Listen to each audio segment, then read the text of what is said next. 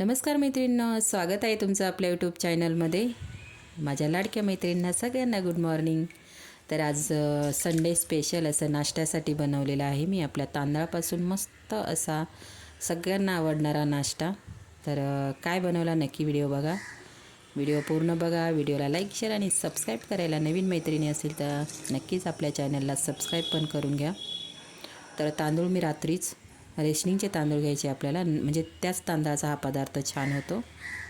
रेशनिंगचे तांदूळ 4 ते 5 पाण्याने स्वच्छ धुवून घ्यायचे, निवडून घ्यायचे व्यवस्थित, कारण त्याच्यामध्ये खडे पण असतात छोटे छोटे आणि भरपूर धूळ राहते त्याच्यामध्ये. त्याच्यामुळे आपल्याला 4 ते 5 पाण्याने होता होईल तेवढे, जोपर्यंत एकदम पांढरे स्वच्छ निघत नाही तोपर्यंत धुवून काढायचे आपल्याला. तर मला सकाळी बनवायचा होता नाश्ता, तर मी रात्रीच भिजत टाकलेले आहेत. तर इथे बघू शकता सकाळी आपले तांदूळ मस्त असे भिजलेले आहेत.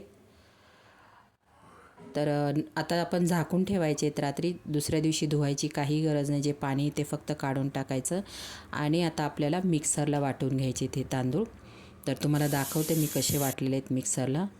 तर थोडेसे आपल्याला रवाळ वाटायचे आहेत मैत्रिणींनो. याच्यामध्ये आपल्याला बाकीची डाळ वगैरे काहीच वापरायचं नाही, फक्त तांदूळ घ्यायचे आहेत आपल्याला. आणि थोडेसे रवाळ, म्हणजे एकदम बारीक रवा असतो ना त्याच्यापेक्षाही बारीक असं थोडंसं रवाळ ठेवायचं आहे वाटताना. आता सगळे तांदूळ माझे इथे जवळजवळ 1 किलो तांदूळ घेतलेला आहे मी. तांदूळ छान असा वाटून घेतलेला आहे. आता याच्यामध्ये आपल्याला घावणे कसे बनवायचे, पीठ आपल्याला सगळ्यांना माहिती असतं केवढं पातळ पाहिजे. तर इथे तुम्ही बघू शकता एकदम पातळ असं पीठ मी करून घेतलेलं आहे. आता या पिठामध्ये आपल्याला थोडंसं मीठ टाकायचं आहे.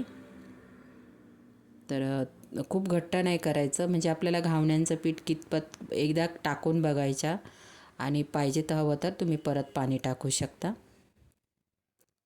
तर इथे माझं घावण्यांचं पीठ तयार झालेलं आहे. बघू शकता किती पांढरं शुभ्र झालेलं आहे, कारण आपण तांदूळ स्वच्छ असे धुवून घेतलेले आहेत. आता मीठ टाकून घेते.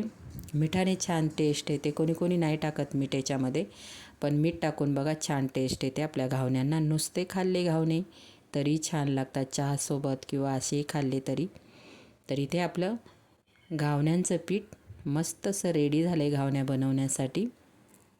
तर बघा इतपत पातळ बनवून घेतलेलं आहे मी. त्याचा एक अंदाज येत नाही आपल्याला, एक टाकून बघायची हवी तर, कारण खूप पातळ झालं तर मग आपल्याला म्हणजे होत नाही, बनवता येत नाही. म्हणून थोडं थोडं करून पाणी टाका, एकदम पाणी टाकू नका मैत्रिणींनो.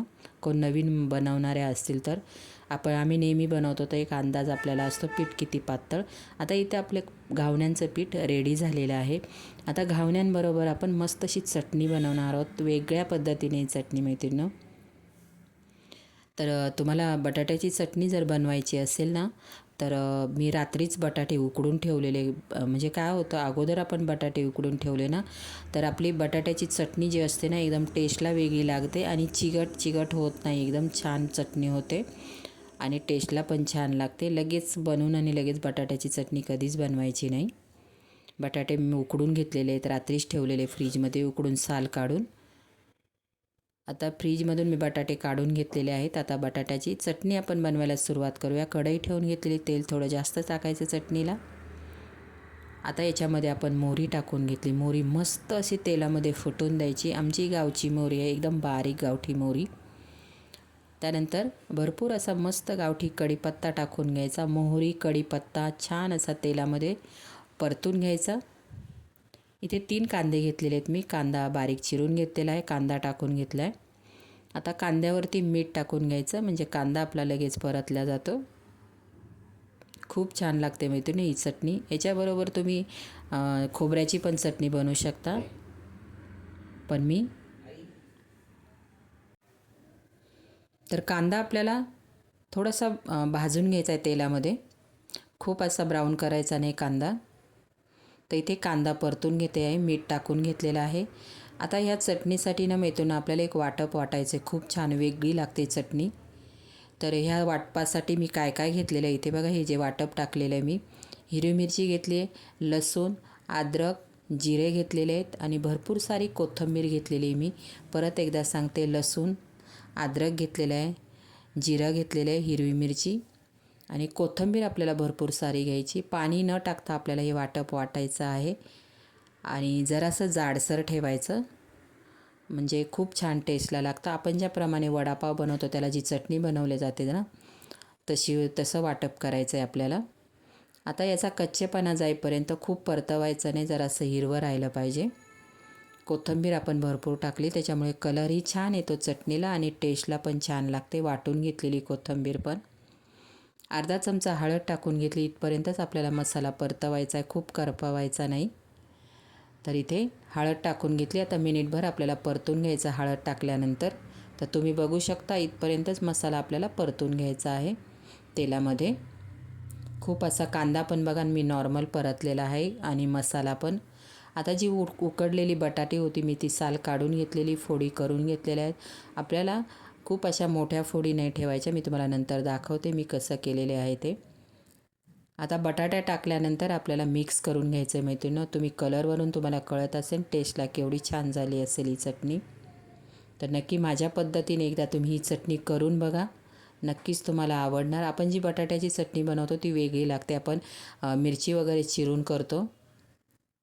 आता ही चटणी पाणी टाकून घेतलेलं आहे मी, तुम्ही बघू शकताय.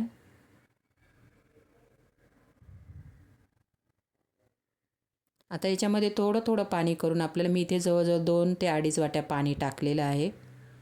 तुम्ही बघू शकता. एकदम पाणी टाकू नका, थोडं थोडं मिक्स करून पाणी टाका.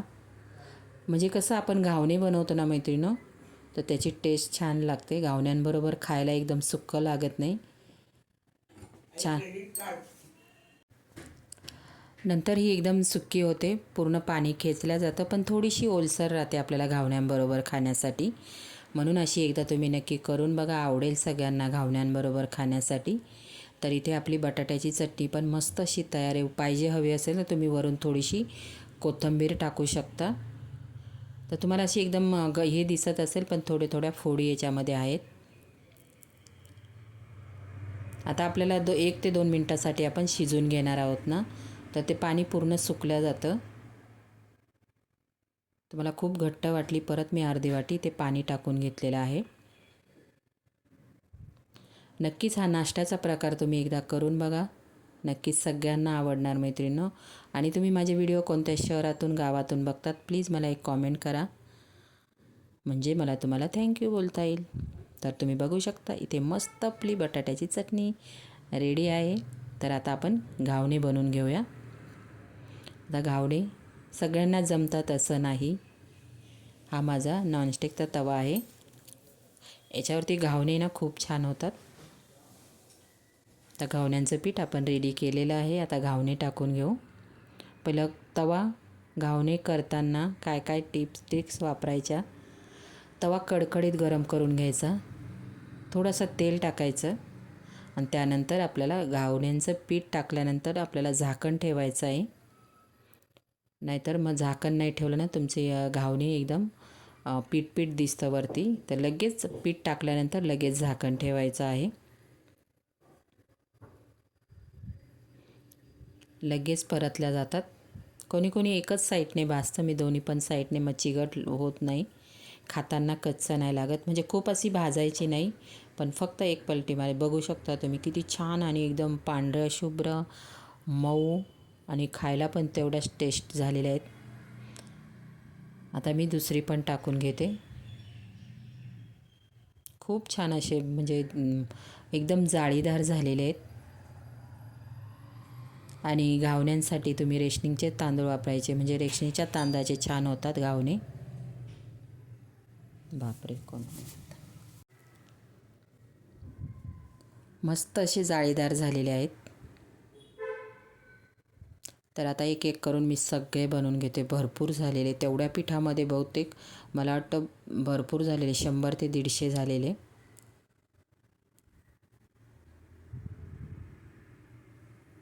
बिलकुल चिटकत नाही, चिपकत नाही, अजिबात नाही. तुम्ही बघू शकता.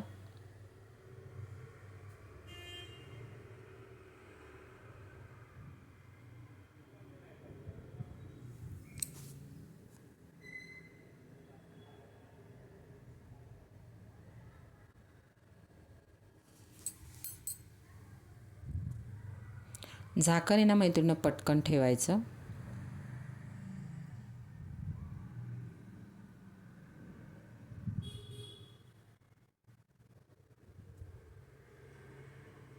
आता इथे मी सगळ्या घावण्या बनवून घेते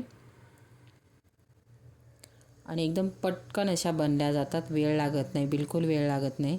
तुम्ही बोलाल एवढ्या घावणे बनवायला किती वेळ, अगदी तुम्ही बोलाल तर मी 10 मिनटात एवढी सगळी पटापट माझी बनून झालेली घावणे.